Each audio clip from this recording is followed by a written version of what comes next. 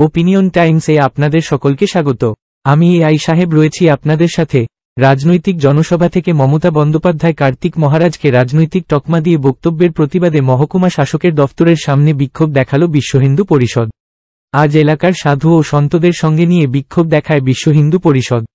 সাধু সন্তদের বিক্ষোভ মিছিলে অংশগ্রহণ করলেন তারাপীঠ মন্দিরের একাংশ পুরোহিতরাও। ঘটনাটি বীরভূমের রামপুরহাটে। আজ রামপুরহাট মহকুমা শাসকের দফতরের সামনে বিক্ষোভ দেখান সাধু সন্তরা। পরে রামপুরহাট মহকুমা শাসকের কাছে একটি স্মারকলিপি জমা দেন তারা। আমাদের মিছিল হচ্ছে আজকে সনাতন ধর্মের উপর যে কুরুচিকর মন্তব্য আমাদের পশ্চিমবঙ্গের প্রশাসনিক প্রধান করেছেন তার প্রতিবাদে আমাদের এই মিছিল।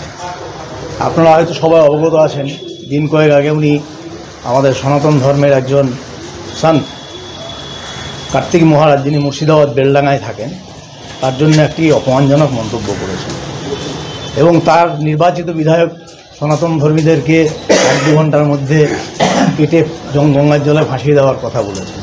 সেক্ষেত্রে তিনি কিন্তু কোনো প্রতিবাদ করেননি। এবার আমরাও মনে করছি যে আমিও একটা মন্দিরের সঙ্গে যুক্ত, তারাপীঠ মন্দিরের সঙ্গে, যে আমার উপরও আক্রমণ নেমে আসতে পারে আমাদের মন্দিরের উপরে। সেই কারণেই আমরা প্রশাসনকে জানিয়ে গেলাম যে যাতে শান্তি শৃঙ্খলা বজায় থাকে। সেই জন্যে আমাদের এই মিছিলে বিশ্ব হিন্দু পরিষদের তরফ থেকে আসা। আজকে এখানে কি করবেন? আজকে এখানে আমরা স্মারকলিপি দিলাম, যে অপমানজনক মন্তব্য উনি করেছেন তার বিরুদ্ধে প্রতিবাদ করলাম।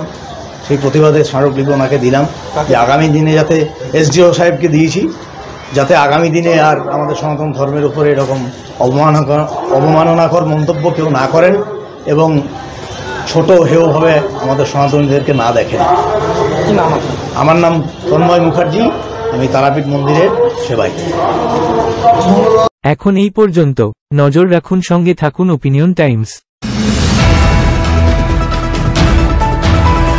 ওপিনিয়ন টাইমসে আপনাদের সকলকে স্বাগত। পশ্চিমবঙ্গে এই প্রথম বাংলা নিউজ পোর্টাল। আমি এআই দিয়াসিনী, আর আমার সাথে আছে আমি এআই আদিত্য।